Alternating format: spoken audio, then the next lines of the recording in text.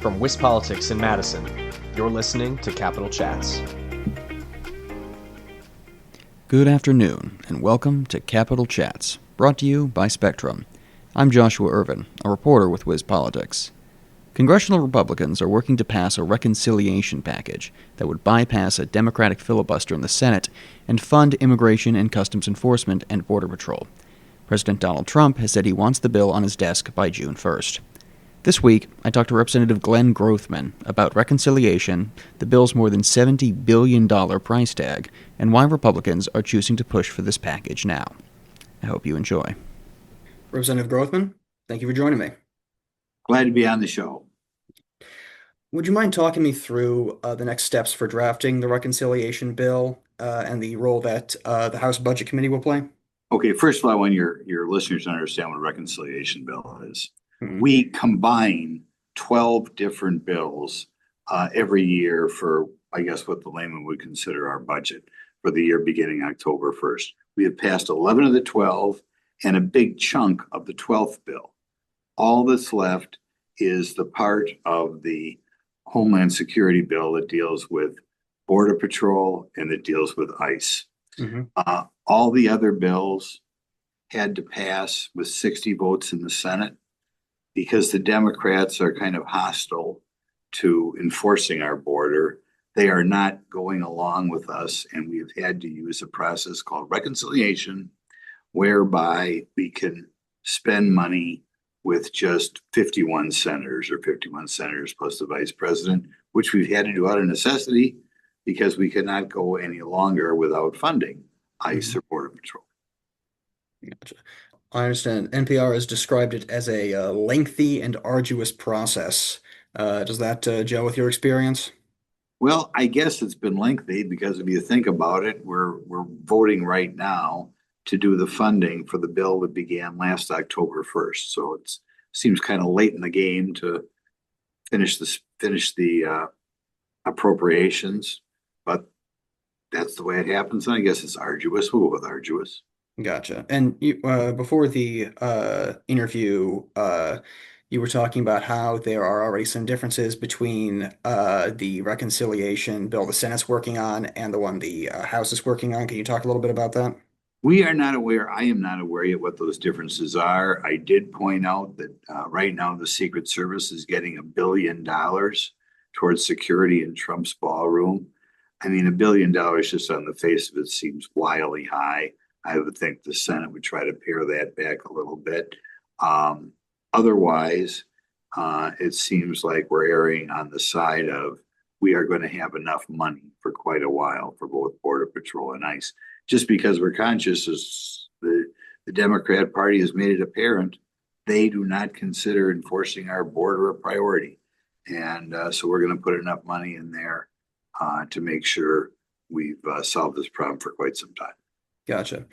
I do understand that some House Republicans have indicated that they want to expand the reconciliation bill beyond immigration enforcement. I wanted to ask what you make of these efforts and if you think they have the potential to further delay reconciliation. I hope we succeed in that. Right now, we're borrowing about 26% of our budget.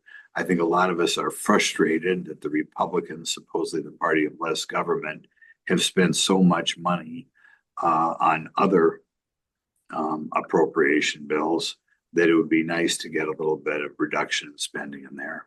I would concur in that. Gotcha.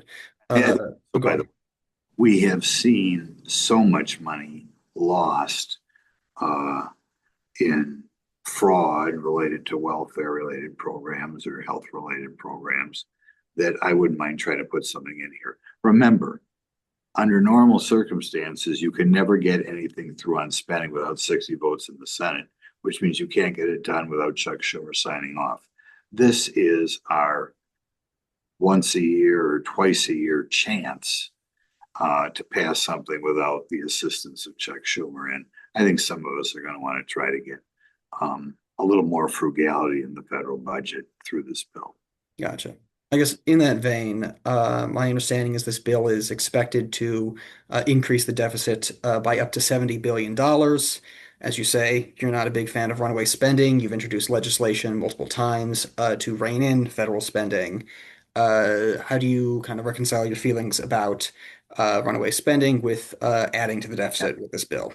When you talk about $70 billion, that will be a small increase over last year, but it's not like an entirely new $70 billion. I mean, if we're going to have a border patrol or we're going to have an ICE, we do have to fund them. We can quibble, should it be 70 billion, should it be 66 billion?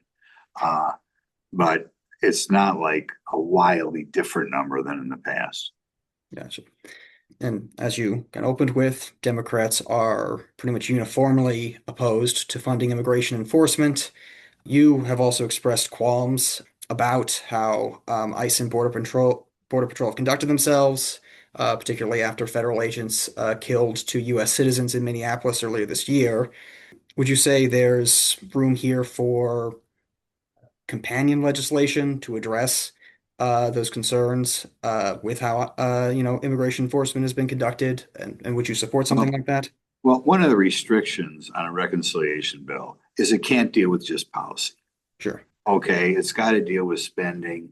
And in that regard, I'm not sure the rules would even allow us to take up other things. Now, I think the Border Patrol and ICE were tasked with a very difficult situation, right? Joe Biden had left probably 8 million people in this country who shouldn't be here.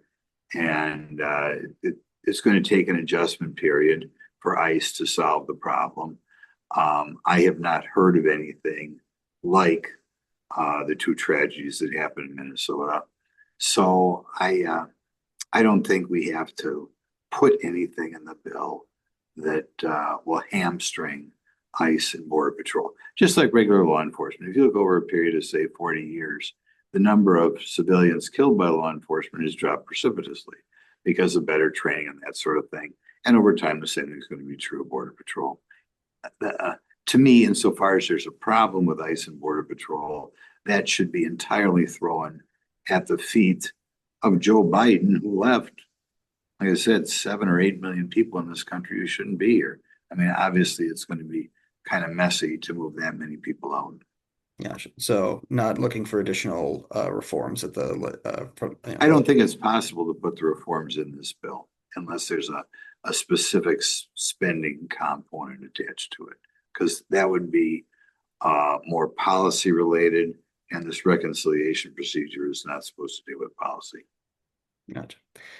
I'd also like to ask about the incentive, for Republicans to pass this package. You talk about, ICE needs to be funded, Patrol needs to be funded. As it stands, the White House has found other ways to fund the agency. ICE is also, fairly unpopular with the American public right now.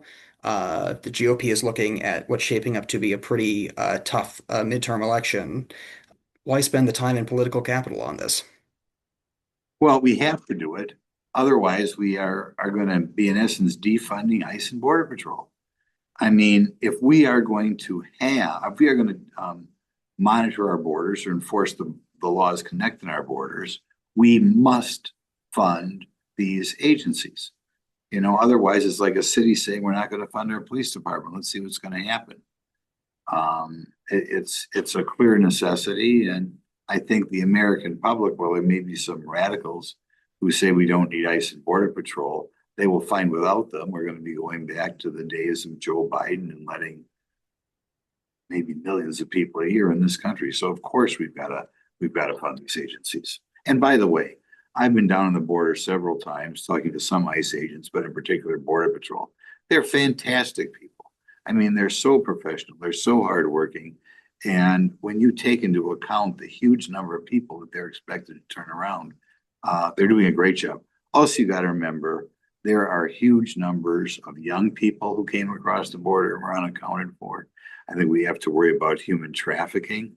We have to worry about people who broke laws in their homeland, who've been, I think, pushed here by their native land, figuring let the United States worry about it. So they have a very difficult situation. We have to make sure they're funded so they can handle it. Representative Grothman, thank you very much. Glad to be on the show anytime. Thank you again to Representative Grothman, to Spectrum, and to you, the listener. I'm Joshua Irvin with Wiz Politics, and this has been Capitol Chats.